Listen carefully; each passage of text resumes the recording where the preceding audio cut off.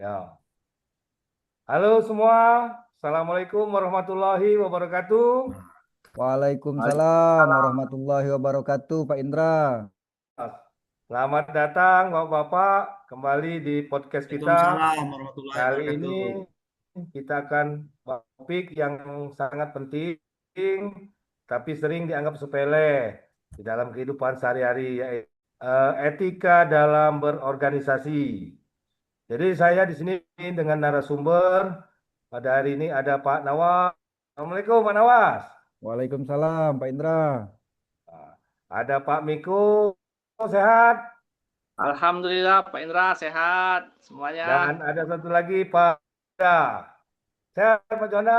Alhamdulillah sehat Pak Indra, terima kasih semuanya. Alhamdulillah. Baik, halo semuanya, Pak Indra. Eh, Terima kasih, Pak Indra. Senang sekali bisa mengobrol pada tema kita soal etika. Ini merupakan topik yang sangat krusial, tapi terkadang luput perhatian kita sebagai eh, pejabat pengawas lingkungan kita masing-masing. Ya benar Ya, Pak Nafis. Halo semuanya. Memang etika itu pondasi organisasi yang sangat sehat.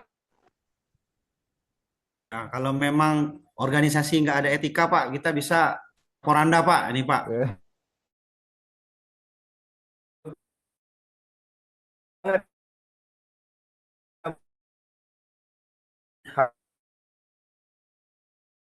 sebenarnya itu cara Pak Pak untuk bertanya. Pak Indra, atas kesempatannya, kalau menurut saya sih, jika dalam berorganisasi itu merupakan prinsip-prinsip atau nilai-nilai yang jadi pandu anggota kita supaya bisa berinteraksi secara baik dan saling menghargai. Jadi, bukan hanya aturan yang tertulis secara formal, yang apa tulis yang kita hanya buat saja, juga sikap dan karakter kita dalam melaksanakan tugas sehari-hari. Mungkin Pak Miko bisa namahin Pak Miko Ya, kait etika ini. ya Pak Miko Betul Pak bisa Nawat. demikian. Ya juga berarti kita harus jujur, adil, dan bertanggung jawab atas peran kita masing-masing di organisasi masing-masing itu. Kadang etika ini berupa norma sosial yang nggak tertulis, tapi dipahami bersama itu, Pak Nawas.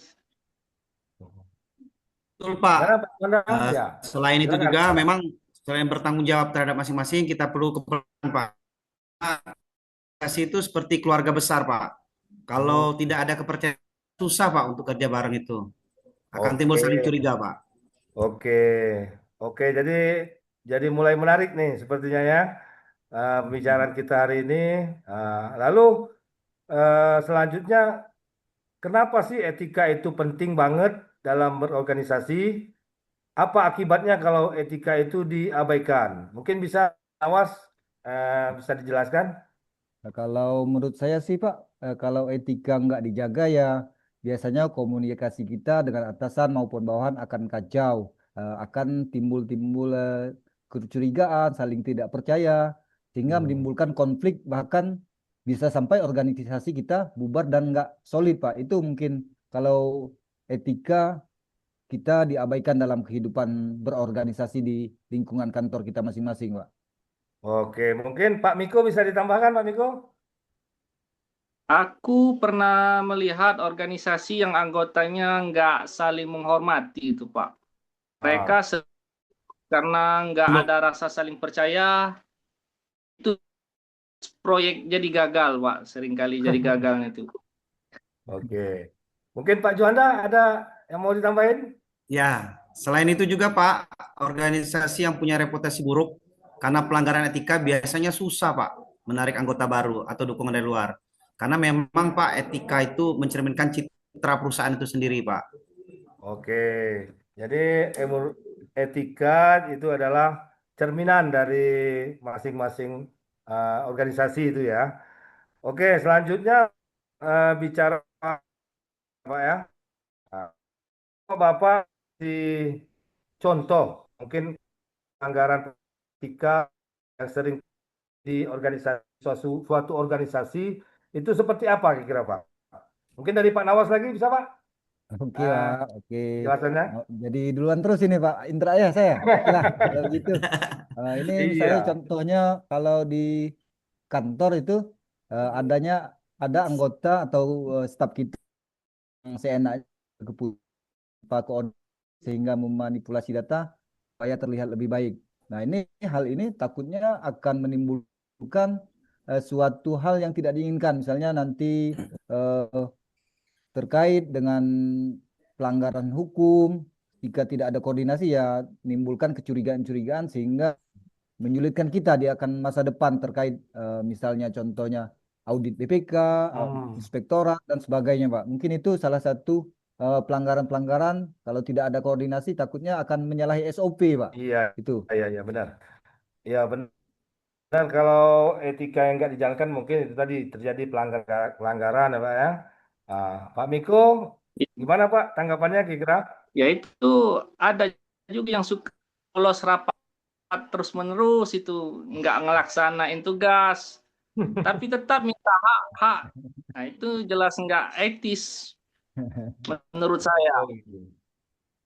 Gimana Pak Juanda ada ini komentar? Ya, Pak. Kebetulan, Pak, karena memang tupoksi kita ini, Pak, kerjanya di lapas, Pak. Memang yang paling berat Nah, itu penyalahgunaan dana organisasi, Pak. Karena memang di lapangan itu banyak sekali, Pak, tindak pelaku tipikor ya, Pak.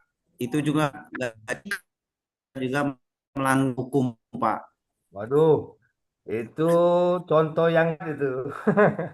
Nah, kalau sudah tahu pelanggarannya Pak, kira-kira bagaimana kita menjaga supaya etika tetap terjaga dalam organisasi ini? Jadi mungkin gantian dulu Pak ya. Mungkin bisa dari Pak Miko dulu mungkin. Makan?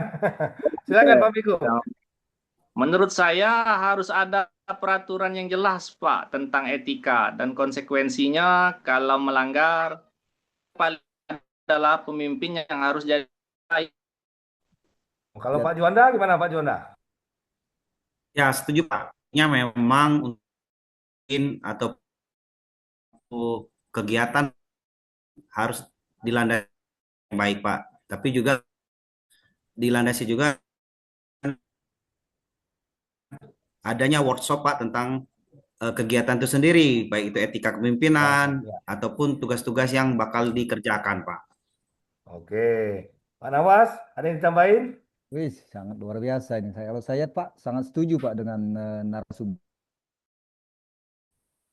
Pemimpin harus memberi contoh, memberikan eh, pelatihan-pelatihan workshop untuk kawan-kawan kita. Selain itu juga penting menjalin komunikasi, Pak, dengan bawahan maupun atasan. Dengan demikian kita dengan komunikasi terbuka, Pak, dan membangun budaya saling hargai antar bawahan. Jadi anggota nggak takut ngomong ada masalah. Jangan sampai masalah itu ya dipendam sehingga nanti menjadi fenomena gunung es yang bisa sewaktu-waktu bisa membahayakan kita semua, Pak. Mungkin itu, Pak, dari saya sedikit tambahan. Oke, keren banget ini jawaban dari narasumber kita.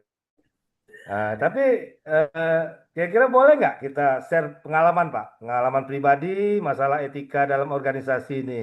Mungkin ada yang bisa dibagi untuk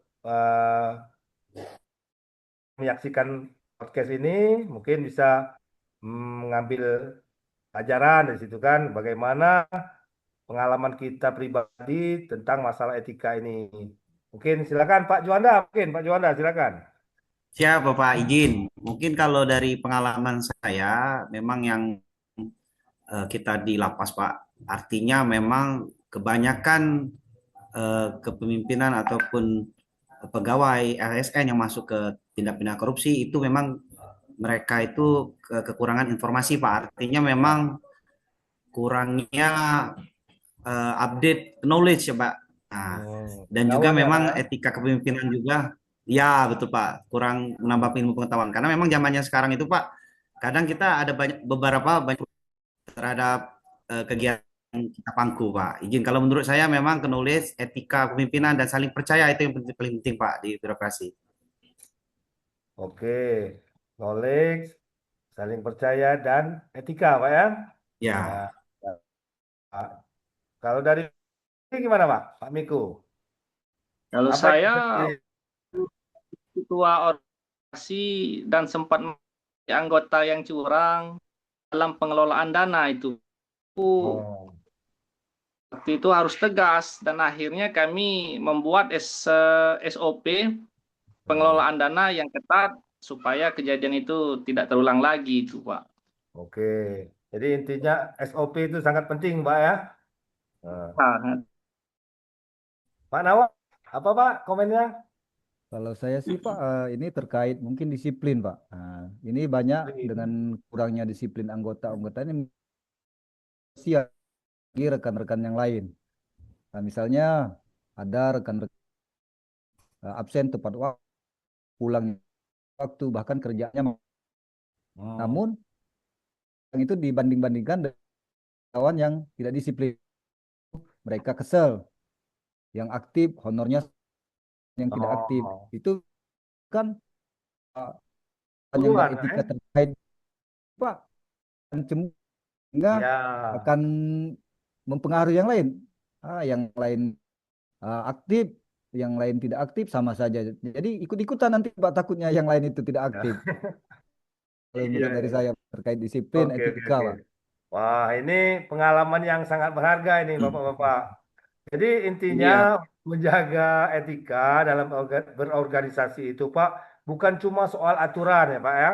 Jadi di kita perlu membangun budaya dari para anggota-anggota organisasi itu. Kira-kira gimana, Pak? Pak, Awas. etika itu merupakan supaya organisasi kita jalan nanti dan sesuai dengan kita dan mencapai tujuan bersama, tujuan organisasi itu dapat terwujud dengan kita berakhlak dan beretika, Pak. Mungkin itu Pak sedikit dari saya, Pak. Pak Miko, ada yang ditambah, Pak Miko? Menjaga nama baik organisasi, kita mempererat solidaritas itu, Pak. Oh ya. Gimana Pak Juanda? ya Pak. Jangan lupa juga Pak, etika bikin kita bisa bekerja sama, lebih nyaman dan lebih produktif Pak. Ya. Mantap itu Pak Juanda. Oke. Ya, oke, Bapak-bapak, teman-teman, ini tadi obrolan kita tentang etika dalam berorganisasi ya. Semoga yang teman yang dengar ataupun yang menyaksikan obrolan kita di podcast ini bisa lebih paham dan bisa menerapkan etika dalam organisasi masing-masing maupun di yang lain. Mungkin saya cukupkan dulu, kita cukupkan podcast kita ini pada siang hari ini. Saya ucapkan terima kasih buat Pak Nawas. Terima kasih Pak Nawas, Sama-sama Pak Juanda, Pak.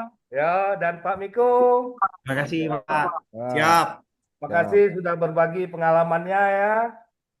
Jadi mungkin di kesempatan lain kita bisa melanjutkan podcast lagi. Terima kasih wabarakatuh. Waalaikumsalam Waalaikumsalam warahmatullahi warahmatullahi wabarakatuh. Terima wabarakatuh. kasih Bapak. Terima kasih Pak. Terima kasih.